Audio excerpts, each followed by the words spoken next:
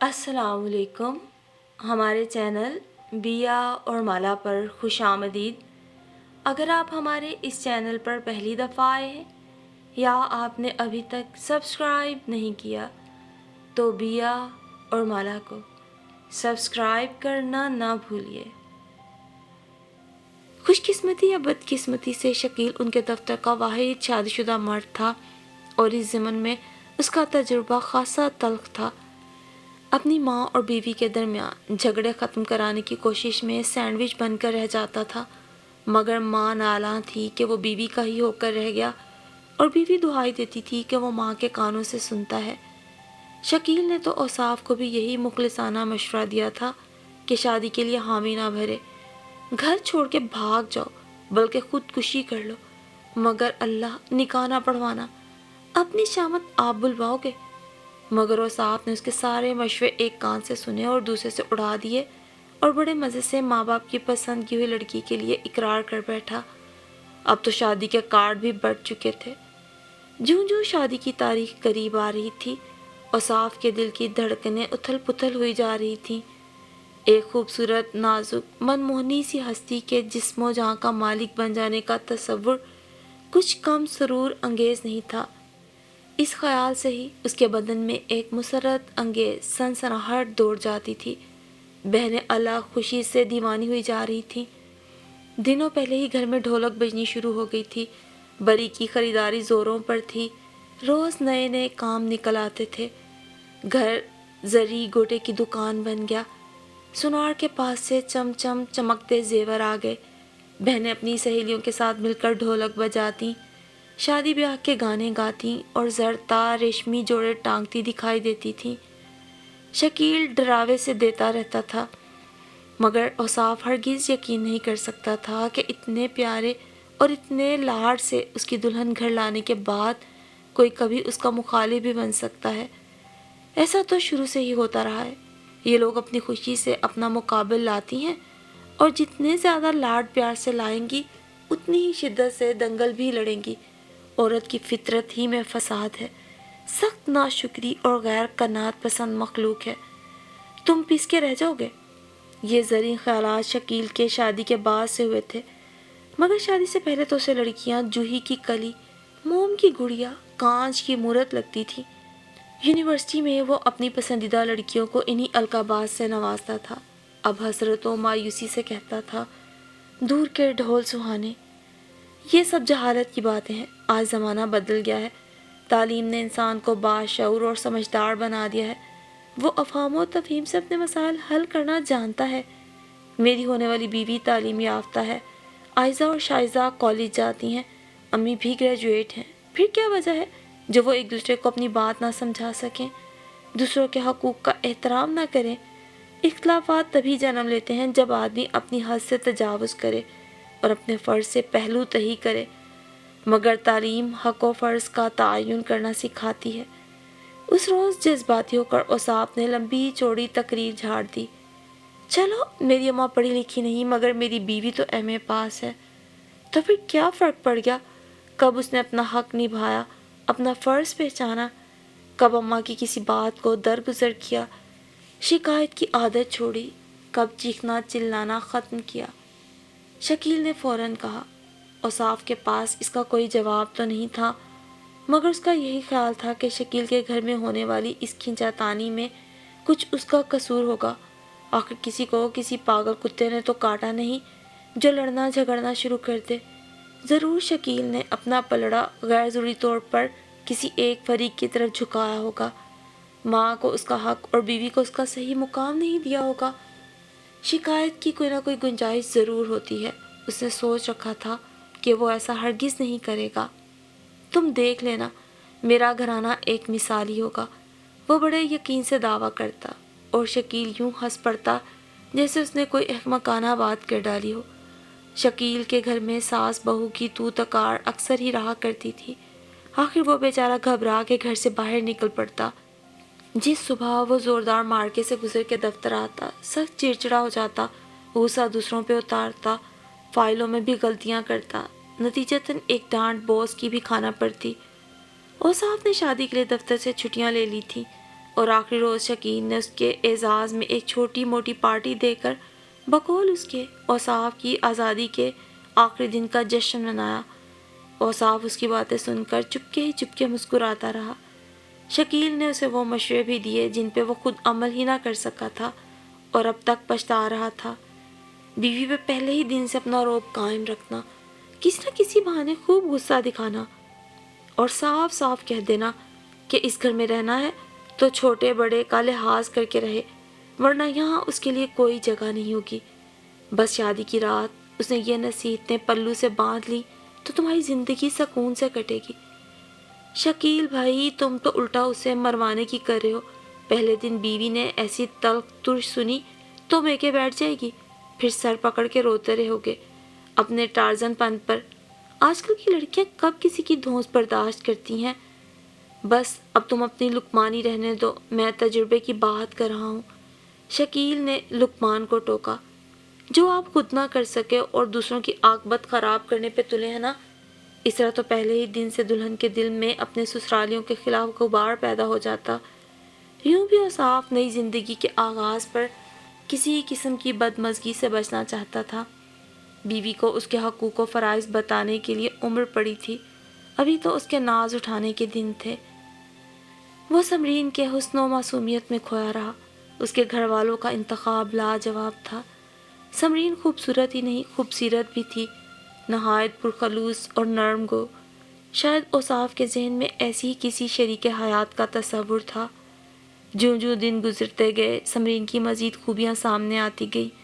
وہ تعلیم یافتہ تھی، سلیقہ مند تھی، امور خانہ داری میں طاق تھی، عائزہ اور شائزہ سے بھی اس کی اچھی نبھ رہی تھی۔ اوصاف کو اور کیا چاہیے تھا؟ وہ خوش تھا کہ وہ شکیل کے خیالات و نظریات کو شکست دینے میں کامیاب ہو گیا۔ انسان اگر چاہے تو اپنی زندگی کو آپ جنت بنا سکتا ہے۔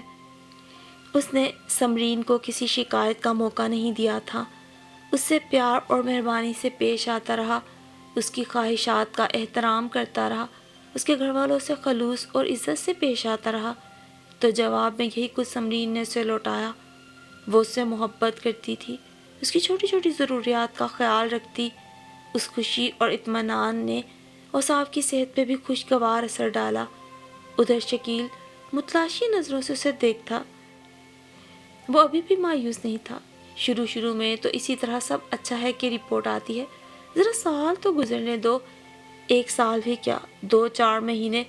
میری اماں اور بیگم کے درمیان پہلی جھڑپ شادی کے ٹھیک 1 مہینے بعد ہوئی تھی، اور اب تو ہر مہینے، بلکہ مہینے کے 30 دن، سال کے 365 دن۔ پچھتاؤ گے میاں، سارے کے سارے مل کے پچھتاؤ گے۔ شکیل آہ بھرتا ہوا اپنی سیٹ پہ چلا گیا۔ شکیل تو خواہی شادی کے بعد کی زندگی سے ڈراتا رہا تھا، یہاں تو سونی زندگی میں بہار آ گئی تھی، تنہائی مٹ گئی تھی، دکھ درد کا ایک شریک مل گیا تھا۔ محبت تو اسے اپنی امی اور بہنوں سے بھی بہت ملی تھی۔ وہ اس گھر کا اکلوتا بیٹا تھا، ماں اسے دیکھ دیکھ کے جیتی تھی، بہنیں خدمت کرتے نہ تھکتی تھیں۔ باپ کی محبت کا انداز البتہ الگ تھا، وہ زیادہ لاڈ پیار کے قائل نہیں تھے اور اولاد سے فاصلے پہ رہتے تھے، مگر ان کی شفقت سے بھی وہ محروم نہیں تھا۔ لیکن یہ جو چاہت اس کی زندگی میں اب داخل ہوئی تھی، اس کا نشہ ہی کچھ اور تھا، جدا۔ سمرین کی محبت میں تمام محبتوں کا رنگ تھا۔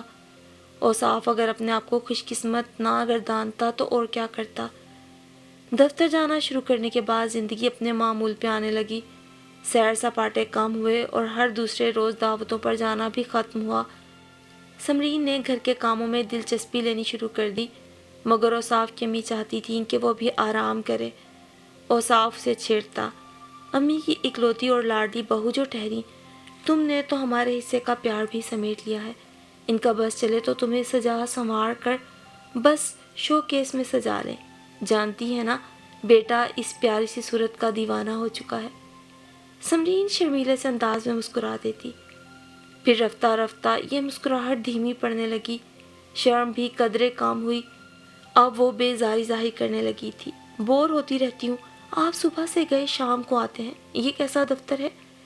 ہر جگہ کا آفس ٹائم یہی ہوتا ہے، تم انتظار کرتی ہو تو تمہیں زیادہ احساس ہوتا ہے۔ آپ انتظار کرواتے ہی کیوں ہیں؟ اکیلی پڑی پڑی تنگ آ جاتی ہوں، وہ شکوہ کرتی۔ اکیلی کیوں؟ گھر میں عائزہ اور شائزہ بھی تو ہیں۔ میں نے تو سنا ہے خواتین گپ شپ لڑانے بیٹھے تو انہیں وقت گزرنے کا احساس بھی نہیں ہوتا۔ عائزہ تو اتنی باتونی ہے، میرے بھی کان کھا جایا کرتی تھی۔ شکر ہے شادی کے بعد تمہارا خیال رکھتی ہے، بخش دیا، ورنہ مجھے ایسی امید تو نہ تھی۔ وہ لوگ تو صبح کالج جاتی ہیں، پھر تھکی ہاری آتی ہیں، میں کیا ڈسٹرب کرنے پہنچ جاؤں؟ ڈسٹرب؟ ارے بتایا نا، کان کھانا تو عائزہ کی غذا ہے، اوصاف نے ہنس کے کہا۔ اچھا، سمرین کو جیسے یقین نہیں آیا۔ اوصاف جانتا تھا کہ وہ اس کی دن رات کی غربت کی عادی ہو گئی تھی، اس لیے اب اسے اکیلا نہیں رہا جاتا، مگر وہ بھی مجبور تھا۔ شادی کے بعد اس کے اپنے اخراجات بھی بڑھ گئے تھے۔ شادی سے پہلے وہ اپنی تنخواہ کا کچھ حصہ امی کو دینے کے بعد باقی اپنے پاس رکھ لیتا تھا۔ اب اس میں سے اسے سمرین کو ماہانہ جیب خرچ بھی دینا پڑتا۔ وہ نہیں چاہتا تھا کہ سمرین کو کبھی یہ احساس ہو کہ وہ اپنی ذاتی ضروریات کے لیے اس کی یا امی کی دستے نگر ہے۔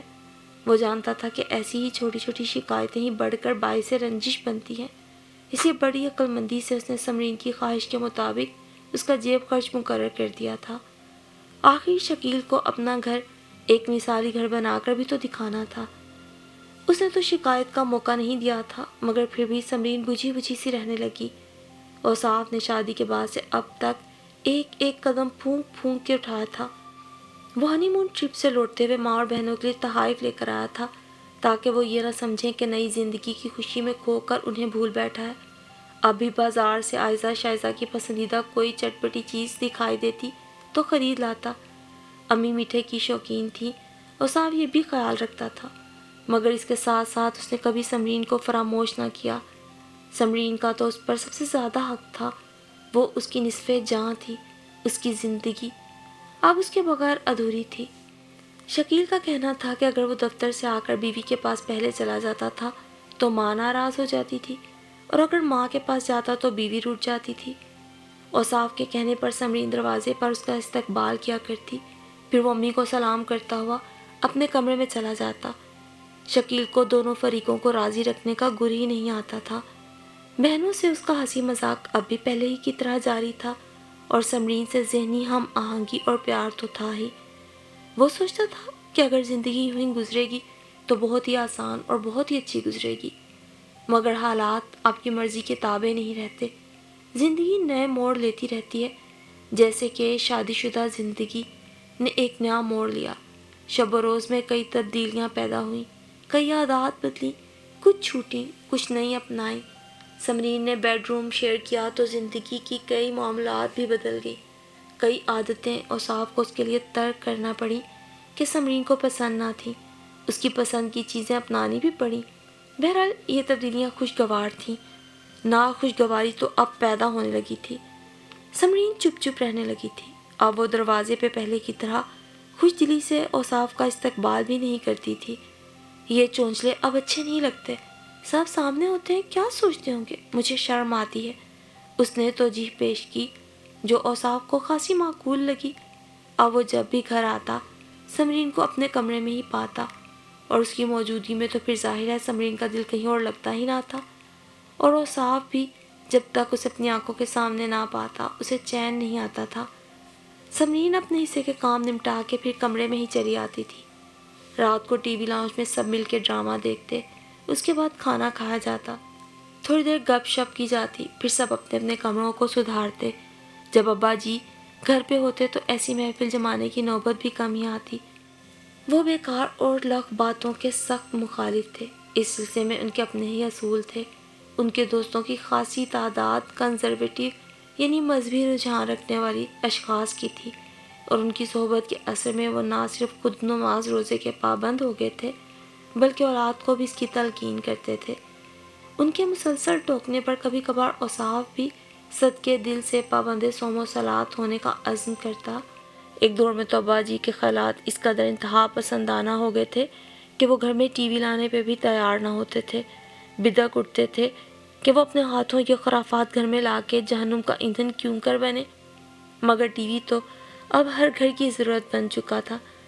جدید ایجادات کی یلغار کا راستہ روکنا بہت مشکل تھا۔ اوصاف نے سر پٹکا، بیٹیوں نے منہ بسورے، بیوی نے حمایت کی، تو آخرکار انہیں دل پہ پتھر رکھ کر اس بات پہ آمادہ ہونا پڑا۔ مگر اب بھی خبروں اور معلوماتی پروگرامز کے علاوہ وہ خود کوئی پروگرام دیکھنا پسند نہ کرتے، بلکہ ان لوگوں پر بھی بڑبڑاتے رہتے تھے۔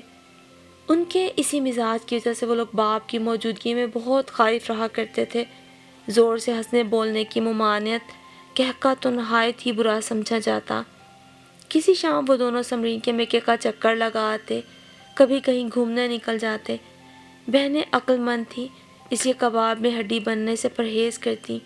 یوں بھی ان کی تعلیمی مصروفیات ہی بہت تھیں۔ کبھی فارغ ہوتیں تو اوصاف کے زیادہ اصرار پر ساتھ چلی جاتی تھیں، اور اوصاف نے اب نوٹ کرنا شروع کیا تھا کہ ان کے اور سمرین کے درمیان ایک تکلفاتی سا رویہ قائم ہے۔ اسے حیرت ہوئی، شائزہ لیے دیے رہنے والی موڈی اور ضدی ضرور تھی، مگر عائزہ تو منٹوں میں بے تکلف ہو جانے والی لڑکی تھی۔ وہ تو غیروں تک سے فوراً دوستی کر لیا کرتی۔ اوصاف پریشان ہو گیا۔ پتہ نہیں وہ کون سی بات تھی جو سمرین کو اندر ہی اندر کھائے جا رہی تھی۔ پتہ نہیں عائزہ شائزہ نے اس سے کچھ کہہ دیا تھا جسے دل پہ لے بیٹھی۔ اوصاف کے خیال میں قصوروار تو اس کی بہنیں بھی نہیں تھیں۔ سمرین جو ان سے اتنی بیگانگی برتنے لگی تھی تو کیا ان کے دلوں پہ چوٹ نہ لگتی ہوگی؟ اتنے ارمانوں سے تو وہ اسے بیاہ کر لائی تھیں، اسے بھابھی نہیں اپنی بہن سمجھتی تھی۔ پھر اب جانے یہ کون سی خلیج تھی جو بڑھتی جاتی تھی۔ کوئی شکایت نہیں تھی، کوئی بحث و تکرار، کوئی لڑائی جھگڑا نہیں تھا، بس ایک سرد جنگ جاری تھی۔ ایسی کسی صورتحال کا تو کبھی شکیل نے بھی ذکر نہیں کیا تھا۔ کوئی شکایت ہو تو آدمی اس کی تلافی بھی کرے، مگر یہاں تو کچھ بھی نہیں تھا۔ سمرین اس روز بہت اداس دکھائی دے رہی تھی۔ گھر یاد آ رہا ہے؟ اوصاف نے اس سے پوچھا۔ میرا گھر تو اب یہی ہے، میرا مطلب ہے میکا۔ پتہ نہیں کیا بھائی، یہ کیا بات ہوئی؟ ورنہ تمہارا چہرہ کیوں اترا ہوا ہے بے سبب؟ چلو مل آتے ہیں۔ حالانکہ اوصاف تھکا ہوا تھا، آرام کا موڈ ہو رہا تھا۔ چھوڑیے، ابھی پرسوں تو ہو کر آئے ہیں، وہ لوگ کیا سوچیں گے؟ کون لوگ؟ گھر والے، سمرین نے مختصراً کہا۔ میرے یا تمہارے؟ ظاہر ہے آپ کے۔ میرے گھر والے تو خوش ہی ہوں گے، مگر روز روز میکے جانا تو کوئی اچھی بات نہیں۔ اوصاف نے نظریں اٹھا کے اسے دیکھا، پھر آہستہ سے بولا، تو پھر جی لگانے کی کوشش کرو۔ مجھے بھی یوں لگتا ہے جیسے تم نے ابھی تک اس گھر کو اپنا گھر نہیں سمجھا۔ وہ بحث و تکرار سے پرہیز چاہتا تھا۔ سمرین کچھ چڑ گئی۔ میں نہیں سمجھتی یا آپ لوگ ایسا سوچتے ہیں؟ ابھی کچھ دیر پہلے آپ کے منہ سے خود یہ بات نکل چکی ہے کہ یہ میرا گھر نہیں۔ آپ مجھے ایسا سوچنے پہ مجبور کرتے ہیں، ورنہ میرے دل میں ایسی کوئی بات نہیں۔ اوصاف شرمندہ ہو گیا۔ بس ایک بات منہ سے نکلی اور تم نے پکڑ لی۔ کوئی بات دل کو لگتی ہے تو آدمی شکایت کرتا ہے۔ اچھا، چھوڑو ان باتوں کو، کہیں باہر کا چکر لگا آتے ہیں، تمہارا دل بہل جائے گا۔ اوصاف نے معاملہ رفع دفع کرنا چاہا۔ نہیں، رہنے دیں بس، یوں ہی جی گھبرا رہا تھا اور کوئی بات نہیں۔ آپ ابھی آفس سے تھکے ہوئے آئے ہیں، آرام کر لیں۔ اور تم؟ میں بھی کر ہی لوں گی کچھ نہ کچھ، کوئی کتاب پڑھ لوں گی، ٹیپ سن لوں گی۔ اوصاف جو یہ سننے کا متمنی تھا کہ میں عائزہ شائزہ سے گپ شپ کر لوں گی، مایوس ہو گیا۔ کھل کر کچھ کہنے کی ہمت نہ ہوئی، اس لیے خاموش رہا۔ اسی وقت عائزہ نے دروازے پہ دستک دے کے بتایا کہ سمرین کا فون ہے۔ سمرین فون اٹینڈ کر کے واپس آئی تو خوشی سے کھلی جا رہی تھی۔ مزہ ہی آ گیا، صدیقہ کا فون تھا۔ صدیقہ اس کی عزیز ترین سہیلی تھی، بیسٹ فرینڈ۔ سب نے مل کر سنیما کا پروگرام بنایا ہے۔ یوں بھی اتنی بور ہو رہی تھی۔ وہ لوگ مجھے لینے آ رہی ہیں، آپ تو یوں بھی سونے لگے ہیں۔ اوصاف حیران پریشان ہو گیا۔ یہ تم مجھ سے اجازت مانگ رہی ہو یا مجھے اطلاع دے رہی ہو؟ اوفو بھائی، ظاہر ہے اجازت ہی مانگ رہی ہوں۔ بات صرف میری اجازت کی نہیں ہے، ابا جی یہ فلمیں وغیرہ پسند نہیں کرتے۔ تو ابا جی کو کون آفر کر رہا ہے؟ سمرین نے شرارتاً کہا۔ سیم، میں سنجیدہ ہوں، انتہائی سنجیدہ۔ اس میں انتہائی سنجیدہ ہونے والی کون سی بات ہے؟ فلم دیکھنے کے لیے تو جانا چاہ رہی ہوں، کوئی ڈسکو تو نہیں جانا چاہ رہی۔ سمرین کو برا لگا۔ ہم ساری فرینڈز تو اکثر مل کر پروگرام بنا کر جایا کرتے تھے۔ شادی سے پہلے کی بات اور ہے، مگر میرے ابا جی سے سخت برا سمجھتے ہیں، وہ ناراض ہوں گے۔ اوصاف اپنے ابا جی کی طبیعت کو خوب جانتا تھا، مگر سمرین اس کا موڈ خراب ہونے لگا۔ وہ تو کبھی گھر میں وی سی آر بھی لانے کی اجازت نہیں دیتے تھے، حالانکہ عائزہ شائزہ کا اتنا جی چاہتا تھا نئی نئی انڈین موویز دیکھنے کو، گانے سننے کو۔ وہ اپنی سہیلیوں سے نئی نئی فلموں کے تذکرے سنتی تھی اور جی مار کے رہ جاتی تھی۔ ابا جی بھی تب جوان تھے۔ کبھی کبھار باپ سے چوری چھپے عائزہ اور شائزہ منت کر کے اوصاف کے ذریعے کرائے پہ وی سی آر منگوا ہی لیتی تھی، پھر اپنے پسندیدہ اداکاروں کی فلمیں خوب جی بھر کے دیکھا کرتی تھی، مگر ساتھ ابا جی کے اچانک آ جانے کا دھڑکا بھی لگا رہتا۔ کبھی آ جاتے تو سارا مزہ کرکرا ہو جاتا۔ وہ تو شادی کی مووی بنوانے کی اجازت بھی نہیں دے رہے تھے۔ پھر عزیزوں نے سمجھایا کہ یہ تو ایک یادگار ہوتی ہے۔ دلہن والوں نے تو یہ سن کر صاف کہلوا دیا تھا کہ دلہا والوں کی جو مرضی آیا کرے، ہم لوگ تو اپنا مووی والا ساتھ لے کر آئیں گے۔ وہ تو اچھا ہوا خیر خواہوں کے سمجھانے بجھانے سے بات بڑھنے سے پہلے دب گئی۔ آپ کس سوچ میں پڑ گئے؟ سمرین نے کہا تو اوصاف چونک پڑا۔ میں نے کوئی ماؤنٹ ایوریسٹ سر کرنے کی فرمائش تو نہیں کر ڈالی؟ سیم، تم گھر پر وی سی آر لے آؤں گا یار، یہیں دیکھ لیں گے اپنے بیڈ روم میں، اوصاف ہکلایا۔ نہیں بھائی، جو مزہ سنیما کی اسکرین پہ دیکھنے کا ہے وہ گھر میں کہاں؟ میں تو ہارر فلمیں گھر میں کبھی بھی نہیں دیکھتی تھی۔ ہم تو سینما ہاؤس میں جب اندھیرے میں خوفناک سین دیکھ کر چیخیں چلائیں تبھی ہمیں مزہ آتا ہے، دل تو اتنی زور سے دھک دھک کرنے لگتا ہے کہ بس۔ سمرین نے شوق اور اشتیاق سے دونوں ہاتھ ایک دوسرے میں بھینچ کر منظر کشی کی۔ ارے بھائی، آج تو کوئی ہارر فلم نہیں لگی ہوئی نا، اور یوں بھی سینما ہاؤس شریف لوگوں کے جانے کے قابل کہاں ہے، کیسی چیپ پبلک ہوتی ہے، وہاں فیملی کو لے کر جانا کون پسند کرے گا؟ مگر جہاں ہم لوگ جا رہے ہیں وہ اسٹینڈرڈ کا سینما ہال ہے، میری دوست صدیقہ کے چچا کا ہے، وہاں سارے لوگ ہماری بہت عزت کرتے ہیں۔ سمرین روٹھی روٹھی کہہ کر ایک طرف بیٹھ گئی۔ کچھ دیر بعد اس کی آنکھوں سے ٹپ ٹپ موٹے موٹے آنسو گرنے لگے۔ اوصاف تڑپ بھی تو گیا۔ او خدایا، اتنی معمولی سی بات پہ رونے بیٹھ گئیں؟ اتنا سا دل ہے تمہارا، میں نے کب منع کیا ہے؟ میں تو یہی کہہ رہا تھا کہ ابا جی پسند نہیں کرتے، اب تم جانو یا ابا جی، کم از کم میں تو یہ آنسو نہیں دیکھ سکتا۔ سمرین خوشی سے اٹھ کھڑی ہوئی۔ اوصاف، آپ کتنے اچھے ہیں، میں ابا جی کو بھنک بھی نہیں پڑنے دوں گی، وہ تو یہی سمجھیں گے میں اپنی سہیلی کے گھر گئی ہوں، اور وہ کب پوچھتے ہیں کہ میں کب آئی کب گئی۔ کچھ دیر بعد اوصاف کو خیال آیا، ایسا کرو تم عائزہ اور شائزہ کو بھی ساتھ لے جاؤ، خوش ہو جائیں گی۔ سمرین لباس تبدیل کر کے جلدی جلدی بال بنا رہی تھی، اس کے ہاتھ رک گئے۔ انہیں؟ ہاں، وہ بھی گھر بیٹھے بور ہو جاتی ہیں، اور عائزہ تو دیوانی ہے فلم کی، اور سینما میں فلمیں دیکھنے کا اسے بہت شوق ہے۔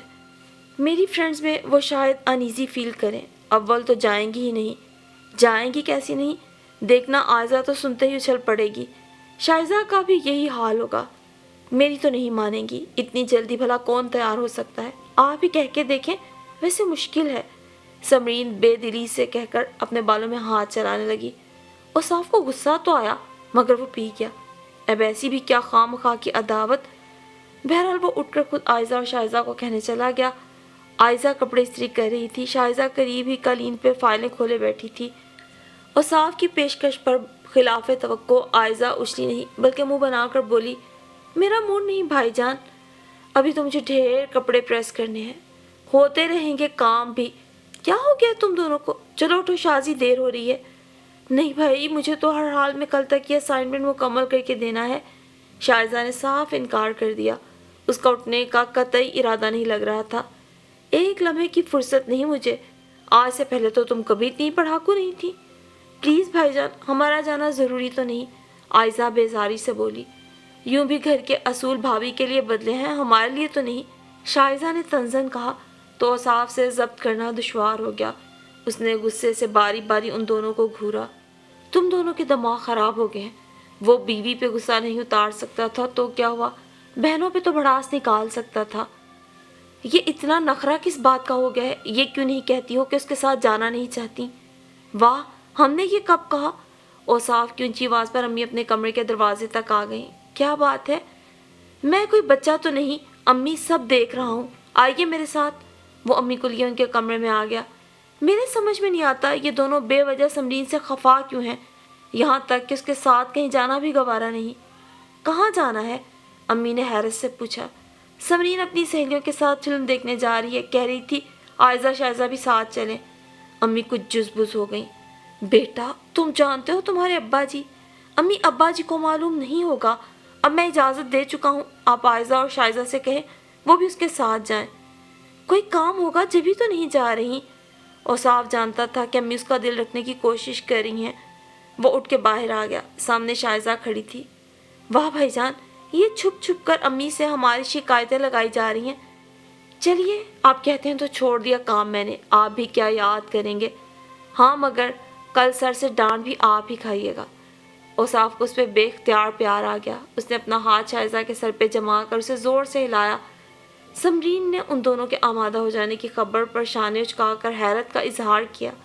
عائزہ اور شائزہ نے اپنا بدلہ یوں اتارا کہ اگلی بار اپنی فرینڈز کے ساتھ فلم کا پروگرام بنا لیا، اور عائزہ اوصاف سے اجازت مانگنے چلی آئی۔ وہ دروازے پہ ہی کھڑی رہی تھی۔ سمرین نے اس کی بات سن کر پھر آ کر اوصاف کو بتایا تو وہ ناگواری سے اٹھ بیٹھا۔ دیکھا، یہ سب تمہاری اس روز کی ضد کا نتیجہ ہے۔ نہ تم سنیما کا پروگرام بناتی، نہ کسی اور کو خیال آتا۔ پہلے تو کبھی ایسا نہیں ہوا۔ جاؤ کہہ دو، کوئی ضرورت نہیں جانے کی۔ ابا جی کو علم ہوا تو مصیبت میری آ جائے گی۔ کہہ رہی تھی ابا جی کو سحری کے گھر کا کہا ہے، اور ابا جی اتنے بھولے بچے ہیں نا، ہمیشہ یقین کر لیں گے۔ اور وہی کیا، مجھے بھی پسند نہیں یہ سنیما وغیرہ، صاف منع کر دو۔ اور صاف نے روب سے کہا۔ کہہ دیتی ہوں۔ سمرین بند دروازے کی طرف بڑھی، پھر رک کر بولی، ویسے سوچ لیں وہ لوگ یہی کہیں گے کہ اپنی بیوی کو اجازت دے دی اور ہمیں نہیں دی، نام تو میرا ہی آئے گا۔ اف، رک جاؤ۔ اور صاف نے زی چھو کر اسے روکا۔ یہ کیا بات ہوئی بھلا، سب تو ایسے ہی سوچیں گے نا۔ اور صاف کو سمجھ نہ آیا تو جھنجھلاہٹ سے بولا، اچھا رہنے دو، کہہ دو چلی جائیں، مجبوری ہے، کیا کر سکتا ہوں۔ سمرین عائزہ کو جواب دینے واپس آ گئی۔ تم نہیں جا رہی؟ اور صاف نے پوچھا۔ عائزہ نے آفر تو کی ہے مگر میرا جی نہیں چاہ رہا۔ سمرین پلیز میری خاطر ہی چلی جاؤ، وہ لوگ بھی تو اس روز کام کر رہی تھی، میں نے زبردستی انہیں امی سے کہلوایا۔ اب کیا وہ یہ نہیں سوچیں گی کہ تم ان کی آفر کیوں قبول نہیں کر رہی؟ آخر تم لوگ ایسا کیوں کر رہی ہو؟ اور صاف کا جی چاہ رہا تھا اپنے سر کے بال نوچ ڈالے۔ میں ایسا نہیں کرتی، میں مجبور ہوں یہ کرنے پہ۔ ان لوگوں کی اپنی دلچسپیاں ہیں، میں اپنے آپ کو ان کے بیچ اجنبی محسوس کرتی ہوں۔ مجھے دیکھ کر وہ باتوں کا رخ بدل دیتی ہیں یا چپ ہو جاتی ہیں۔ مگر ایسا کیوں ہے؟ اور صاف کو صدمہ پہنچا۔ پہلے تو تم لوگوں کی بہت دوستی ہوا کرتی تھی۔ سمرین نے ایک ٹھنڈی سانس بھری۔ کبھی تھی؟ کیا امی بھی؟ اور صاف اپنی مشفق ماں کے بارے میں ایسا سوچ بھی نہیں سکتا تھا۔ نہیں نہیں، امی سے مجھے کوئی شکایت نہیں، سمرین نے جلدی سے کہا، مگر یہ عائزہ اور شائزہ مجھ سے خواہ مخواہ ضد کرتی ہیں۔ اب یہی دیکھ لیں۔ اس نے فلم کے پروگرام کی طرف اشارہ کیا۔ بہرحال تم اپنی طرف سے تو کوشش کرو کہ کوئی غلط فہمی پیدا نہ ہو، انہوں نے کہا ہے تو چلی ہی جاؤ۔ اور صاف نے نرمی سے سمجھایا۔ یوں ہی اوپری دل سے کہا ہے، آخر میری بھی تو کوئی انا ہے۔ اس روز یہ لوگ بھی اسی طرح گئی تھی جیسے احسان کر رہی ہوں مجھ پہ۔ سیم جان کہا نا میری خاطر۔ اور صاف منت کرنے لگا۔ سمرین کو مجبوراً اٹھنا پڑا۔ ضد صرف عائزہ اور شائزہ نے ہی نہیں کی، بلکہ سمرین بھی نیچا دکھانے کی کوشش میں کچھ کم نہیں تھی۔ ایک خاموش مقابلہ ہو گیا۔ عائزہ اور شائزہ نے پاکستانی فلم دیکھی تو سمرین کو بھی کوئی اور پاکستانی فلم دیکھنے کا شوق چڑھا۔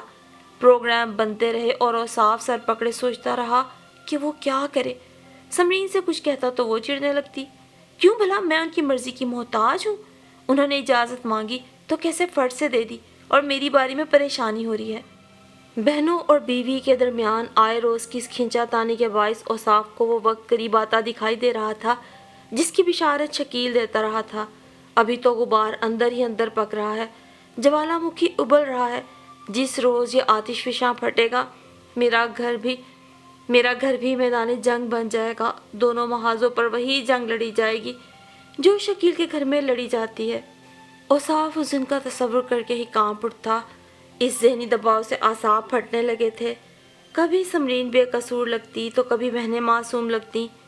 شکیل نے بھی اس کی اندرونی کشمکش کا اندازہ لگا لیا۔ اوصاف بابو خیریت تو ہے؟ اس روز دفتر میں اس سے پوچھنے لگا۔ ہاں ہاں، خیریت کیوں نہیں ہوگی؟ یوں ہی ذرا سا شبہ ہوا تھا کہ آپ کچھ پریشان ہیں۔ اوصاف فوراً ہی سنبھل کر کھوکھلے کہکے لگانا شروع کر دیتا۔ وہ دفتر میں اپنا تماشا بنوانا نہیں چاہتا تھا، مگر یہ اداکاری اب اس کی برداشت سے باہر ہو رہی تھی۔ کسی ایسے رفیق کی شدت سے ضرورت محسوس ہو رہی تھی جس کے آگے اپنے دل کا سارا بوجھ ہلکا کر سکے اور جو اسے مناسب مشورہ دے سکے۔ سو اس شام وہ شکیل سے ملنے کے ارادے سے گھر سے نکل پڑا۔ شکیل کے گھر وہ پہلے بھی 2-3 بار آ چکا تھا۔ شکیل کے گھر کا بیرونی دروازہ کھلا تھا، اندر صحن کا منظر کچھ دکھائی دے رہا تھا۔ اوصاف سوچ رہا تھا کہ وہ بیل بجائے یا خود اندر چلا جائے۔ شکیل کی بیوی سے بھی ملاقات ہو چکی تھی اور وہ بھی کوئی ایسی پردہ دار نہیں تھی۔ وہ بھی سوچ میں تھا کہ اندر سے آتی ہوئی چیخو پکار نے اسے بری طرح چونکا ڈالا۔ لگتا تھا آج پھر شکیل کی بیوی اور اس کی ماں میں جنگ چھڑی ہوئی تھی۔ اندر سے دونوں خواتین کے چیخنے چلانے کی آوازیں آ رہی تھیں۔ دونوں چلا چلا کر ایک دوسرے کو کوسنے دے رہی تھیں۔ اوصاف کا چہرہ زرد پڑ گیا۔ شاید بہت جلد یہی منظر اس کے گھر میں بھی ہو۔ شکیل کی تعلیم یافتہ بیوی اپنی گل افشانی میں اس کی جاہل ماں کو بھی مات دے رہی تھی۔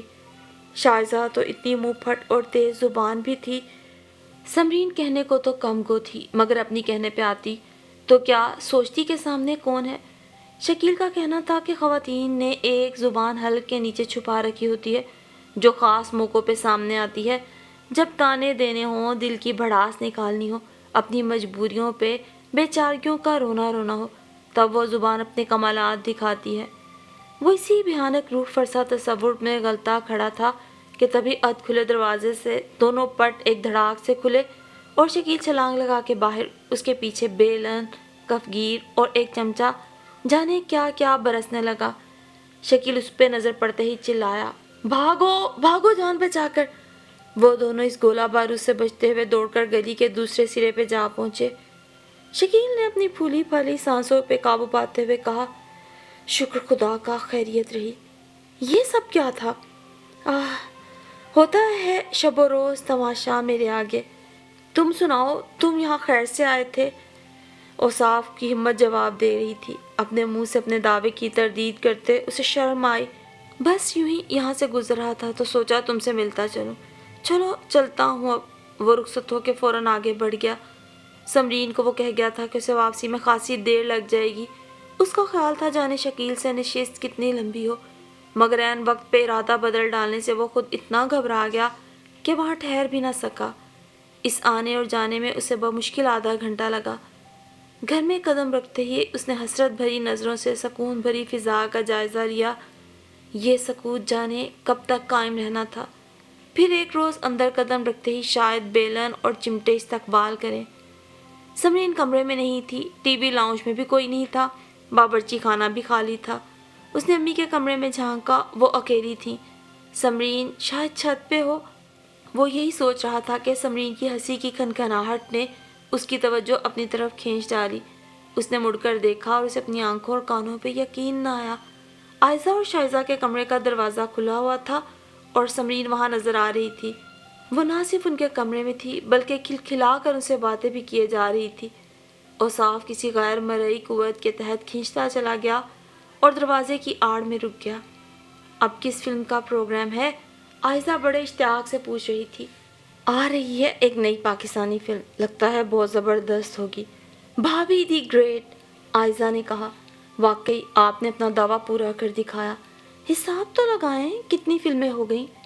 پہلے پہل جب آپ نے کہا کہ آپ مہینے میں کم از کم ایک فلم ضرور دکھائیں گی اور وہ بھی سنیما ہاؤس میں، تو سچی بات ہے مجھے تو ہنسی آ گئی۔ یقین کرنے کی ایک بات ہی نہیں تھی۔ شائزہ کی آواز سنائی دی۔ ہم جو چیلنج قبول کرتے ہیں اسے پورا کر کے دام لیتے ہیں، چاہے اس کے لیے تھوڑا سا ٹیڑھا راستہ ہی کیوں نہ اختیار کرنا پڑے۔ سمرین نے بڑے فخر سے کہا۔ جب پتہ چل جائے گا نا بھائی جان کو ٹیڑھے طریقوں کا، شامت آ جائے گی۔ کوئی بات نہیں، معافی مانگ لیں گے، وہ بہت اچھے ہیں، سمرین نے کہا۔ اور بڑے امی ابو بیچارے بھی اتنی آسانی سے بلیک میل ہو جاتے ہیں۔ شائزہ بولی، کتنا پریشان کیا ہے ہم نے انہیں، میں تو کہہ دوں گی یہ سارا پلان آپ کی بیگم صاحبہ نے بنایا تھا۔ کتنا بے وقوف بنایا ہے بیچاروں کو۔ عائزہ کو آج بھائی سے ہمدردی ہو رہی تھی۔ وہ صاف باہر کھڑا دانت پیسنے لگا۔ وہ اس انکشاف سے عجیب متضاد کیفیات سے دوچار ہوا تھا کہ یہ سب اس کی شریر بہنوں اور چالاک بیوی کی ملی بھگت ہے۔ اسے حیرت تھی، دھچکا لگا تھا، مگر ساتھ ہی ذہن سے چمٹا ہوا بوجھ اتر گیا۔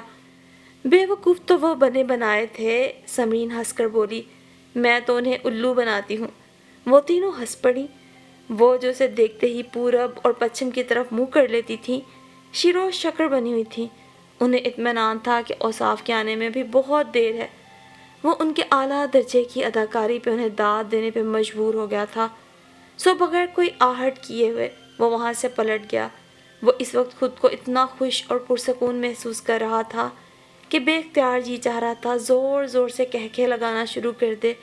اس خوشی کو بڑے اہتمام سے منانے کو جی کر رہا تھا۔ بے اختیار وہ ٹیلی فون سٹینڈ کی طرف بڑھ گیا۔ اس کی انگلیاں لقمان کا نمبر گھما رہی تھیں۔ لقمان ایک سنیما ہاؤس میں بطور مینیجر پارٹ ٹائم جاب بھی کرتا تھا اور اس وقت بھی وہیں تھا۔ رسمی دعا سلام کے بعد اوصاف نے پوچھا، آج کل تمہارے سنیما ہاؤس میں کون سی فلم چل رہی ہے؟ یار ابھی کوئی نئی تو نہیں، ایک پرانی فلم لگی ہوئی ہے، اتنی بھی پرانی نہیں، عثمان پیرزادہ کی ہے، سازش۔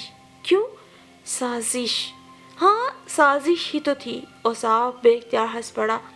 مجھ سے کچھ کہا؟ لقمان سمجھ نہ سکا۔ میں کہہ رہا ہوں میں اپنی فیملی کے ساتھ فلم دیکھنے آ رہا ہوں، 4 لوگوں کے لیے بکنگ کر کے رکھو۔ اوصاف کریڈل رکھ کے پلٹا تو اس کی آنکھیں چمک رہی تھیں۔ جو سرپرائز اسے ملا تھا وہ بھی کچھ کم نہ تھا، مگر وہ جانتا تھا کہ جب وہ ان تینوں کو یہ سرپرائز دے گا کہ وہ انہیں خود سنیما ہاؤس لے کے جا رہا ہے تو وہ حیران پریشان ہوئے بغیر نہیں رہ سکیں گی۔ اس کے دل کا سارا بوجھ ہلکا کر دیا تھا اور اسے یہ بھی نہیں لگ رہا تھا کہ انہوں نے اسے دھوکہ دیا ہے، کیونکہ اس میں ساری کی ساری غلطی تو اوصاف کی اپنی ہی تھی کہ وہ بھی ابا جی کی طرح سخت مزاج بنتا جا رہا تھا۔ لیکن آج اس نے پورے دل سے یہ تہیہ کر لیا تھا کہ وہ زندگی میں کبھی بھی کسی پر اپنی سوچ کو لاگو نہیں کرے گا، بلکہ اپنے ارد گرد موجود لوگوں کی تمام جائز ضروریات اور خواہشات کا احترام کرے گا، بھلے اس کے لیے اسے اپنی ذاتی خواہشات کی قربانی ہی کیوں نہ دینا پڑے، کہ گھرانے تو قربانی، اثار، محبت اور ایک دوسرے کی پرواہ سے ہی بنا کرتے ہیں۔